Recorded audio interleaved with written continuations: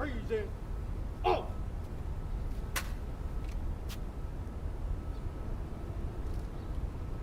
Order. Ah! Right.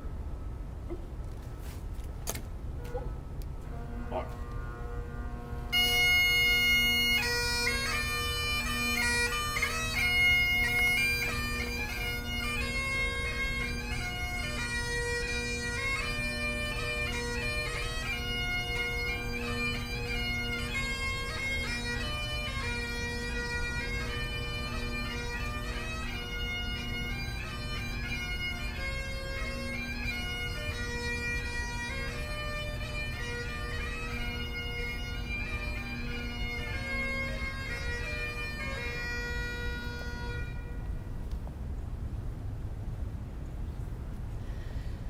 Good morning. Thank you for joining us for this, the 10th anniversary of that morning in Tucson when 19 people were shot at Congresswoman Gabby Giffords' Congress on Your Corner. My name is Ron Barber, and I am the president of the January 8th Memorial Foundation. Before I share my thoughts about that horrific day, I want to thank the Honor Guard who posted colors today. They represent the first responders whose departments were at the site of the shooting and whose actions helped save lives. We appreciate what you and your colleagues did that fateful day and for presenting the flags of our country and our state this morning. 6 people were murdered on January 8, 2011, and 13 were wounded. The shooting began as an attempted assassination of Congresswoman Gabrielle Giffords.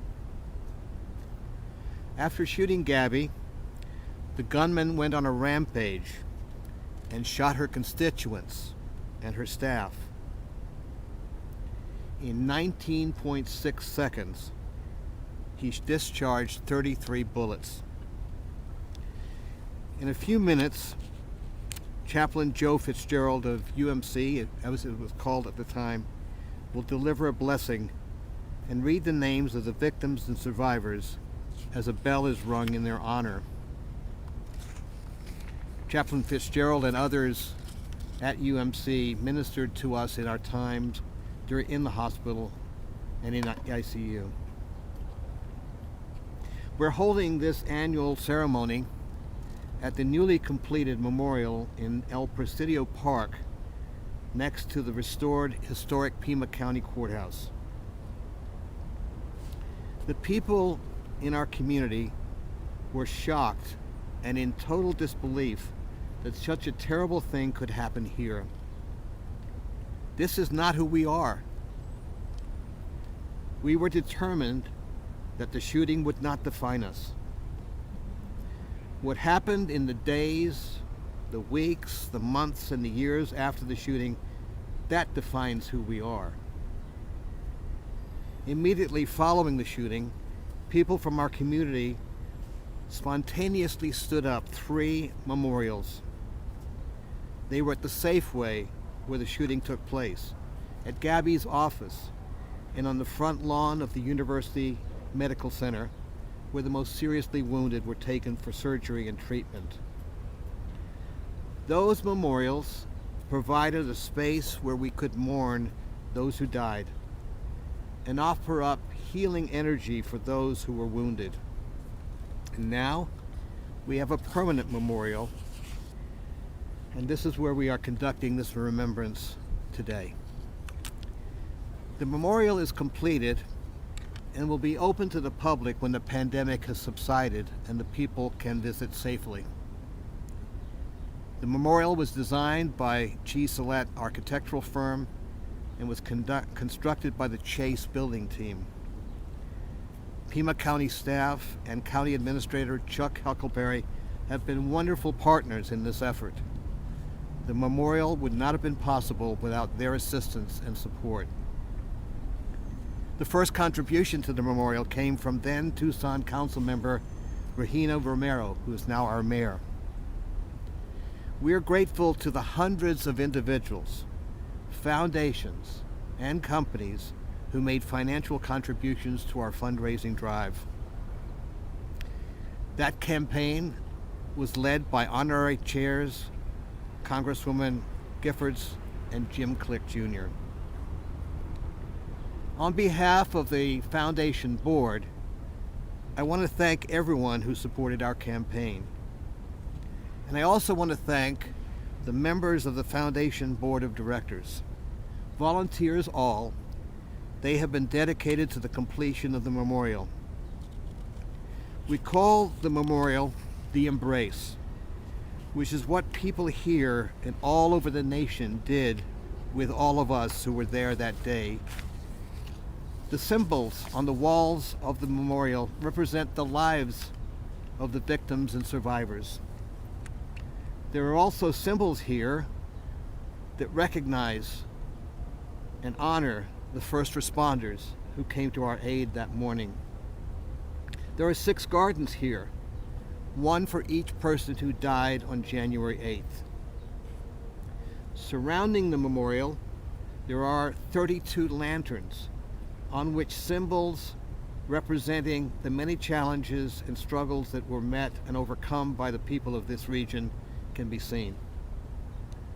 They honor the first people who lived on this land and their descendants, the O'odham Nation. They represent the resilience of the people of this place that they have exhibited over decades and centuries. This is a time each year when the emotions of that horrific day come back in full force to each of us who are at the Congress on your corner. Today, my inbox and my phone was filled up with messages and caring and love from the many people who remember the pain and grieving that took place 10 years ago. These messages remind us of the compassion and the love that we have felt in the years since the shooting.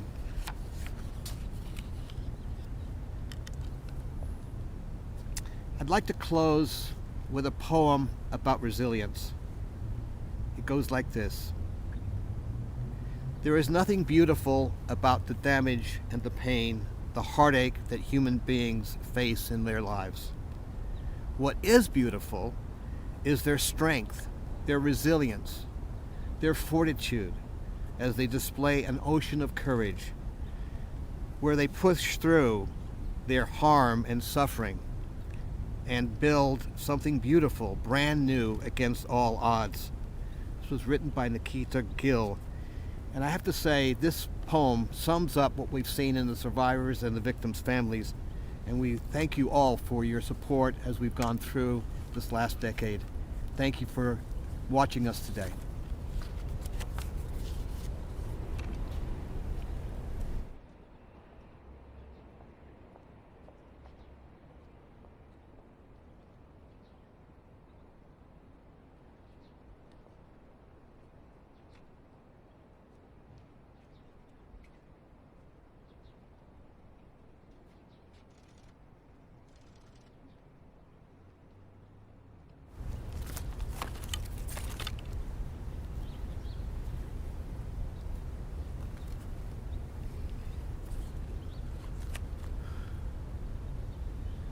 As we gather in this sacred space, let us become still within ourselves and become aware of God's presence with us and within us.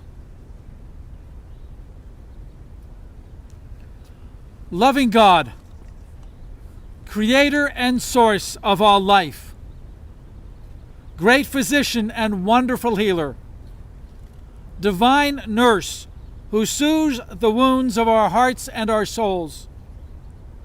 Today we gather once again to remember the events of 10 years ago that profoundly changed our Tucson community. So many things have changed in the last 10 years. So much has changed just in the last year. Loving God, we are in need of ongoing healing. We pray for healing from COVID-19 in our city, our country, and our world. We pray for healing of our nation and an end to violence, the kind of violence that brings us here this morning. We pray for kindness and civil discourse. We pray for all those who still live with the physical, emotional, and spiritual wounds from that morning. We pray that our Tucson community continues to become stronger and kinder. We give thanks for all those who have persevered over the years to make this memorial a reality. Lord our God, bless this site, this memorial. It reminds us and challenges us to be people of kindness and of peace. We pray for all those suffering from any form of mental illness, that they may find comfort, support, and healing. We give thanks for all first responders and all those our doctors and nurses who provided care for those victims. And we pray for all those traumatized by gun violence in the last year. We will be ringing this bell today 19 times as a symbol of unity, of hope, of kindness, and of peace.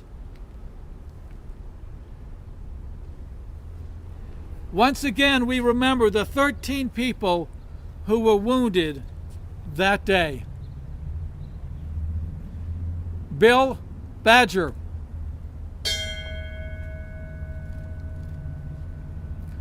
Congressman Ron Barber, Kenneth Darushka, James Eric Fuller, Randy Gardner, Congresswoman Gabrielle Gabby Giffords,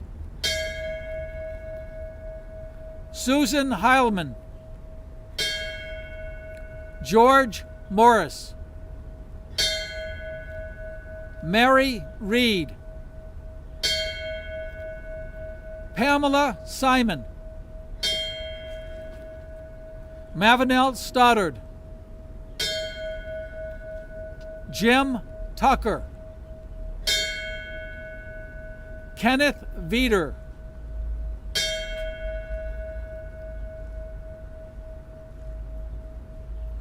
and we ring the bell for the 6 people who died that day. Christina Taylor Green,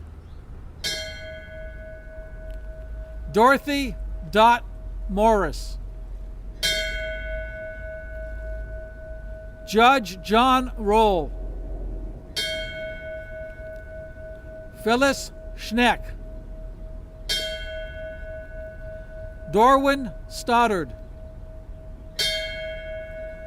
and Gabriel Gabe Zimmerman.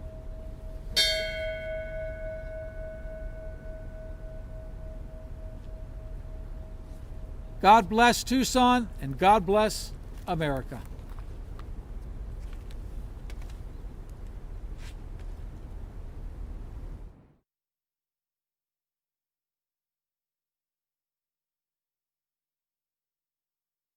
Welcome to what we call the warehouse, which is to house temporarily the materials that were left at the 3 temporary sites after the January 8 shootings. You know, you could go hide in a hole, but that doesn't make a lot of sense. Live your life in a way that if something does happen, you can be reasonably happy, reasonably proud of the life that you've led. Many spiritual items, but certainly by no means all spiritual items. Some people, somebody left some baseballs. One little child left his rubber ducky.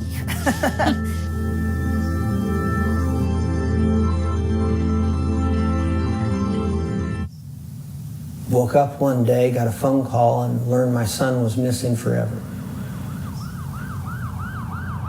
911, there's a shooting at Safeway.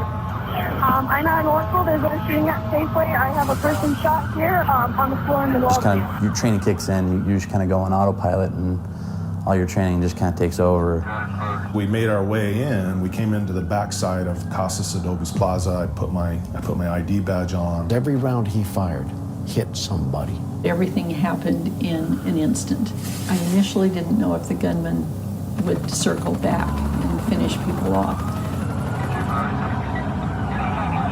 I took 3 more steps quickly over to where my wife was. I grabbed her and fell to the ground, got on top of her, covered her as completely as I could because he was just firing continuously.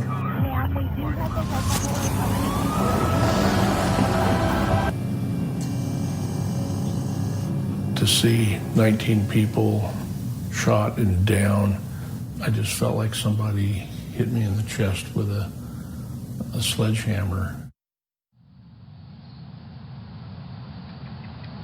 I was actually taking my son for his first golf lesson, and we had just finished up and we're in the golf shop, and simultaneously I got a phone call from Dr. Freeze, who was calling me to let me know they had a mass casualty and that I needed to be available for that. I went for a run, and I was about 5-10 minutes into my run. I looked down at the phone, and I saw that there were multiple shootings coming in. And there's this very sinking feeling you get when you're driving in to try and save someone and you think it's too late. Now, I had a quick remedy. I just called up my resident team and said, "What's going on?" They said, "The patient's on the table. She's doing fine." So I was able to dispel that, but you can imagine that's a tough feeling, and that's a tough feeling for supporters and family when they got the same news as well. Did nothing extraordinary in the operating room. We applied general principles that neurosurgeons apply for survivable gunshot injuries to the brain. We would know she's doing okay because she would purposefully be playing with her husband's wedding ring. That's how we knew she was still purposeful very early on. Everybody gave their 100% in terms of their effort and their resources. The whole hospital bent over backwards to make sure that everything was met. I think it's important for us to also focus, though, on the extraordinary courage that was shown during the course of these events.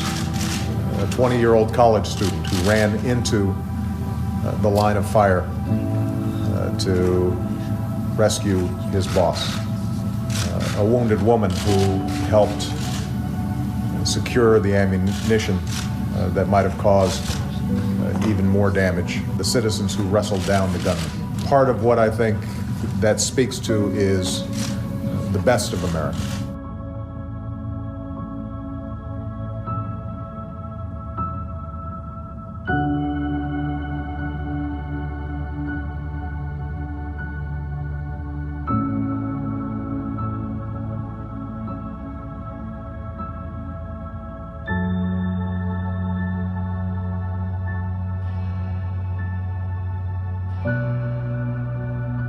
The point of a memorial like this is that anytime something large and traumatic happens, the community needs to go through a process.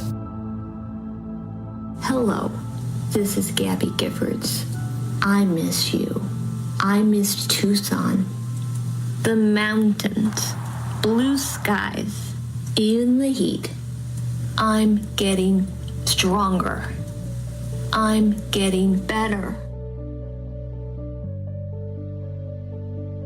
When you ask how it feels and if you remember it, yeah, in some ways it feels like it was just yesterday.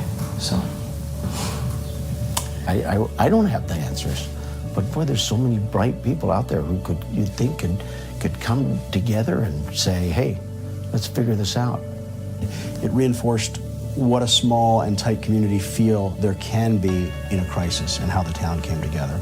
And that's really encouraging. It's a great privilege to do what we do in neurosurgery, to restore health and on occasion save lives. I'm not surprised at all that the community rose up to greet this horrific event with so many expressions of sadness, depression, but love and hope and prayer. It's just amazing. It's the duty of each individual to see what's happened and to process an event in the way they wish to process it. And for those who are here in Tucson, I think that we, in contrast to the rest of the country and maybe in the rest of the world, had the real gift of seeing what can happen in the immediate wake of a tragedy. As a community, we were all affected that day. So it'd be a wonderful way to be able to celebrate that and recognize what happened that day and in a positive way. I'm here at the newly completed January 8th Memorial, a place for remembrance and reflection, a place where Tucsonans and indeed people from all around the world can come to experience and reflect. When you visit the January 8th Memorial, you will be in the embrace of tragedy and healing. There are many sayings that you have to embrace the bad in order to recognize the good. And as you look at the names on this memorial, as you look at the stones and the symbols and all the gardens and things that were so pertinent to the people involved that day, you will feel that embrace. Tucson welcomes you to this special spot.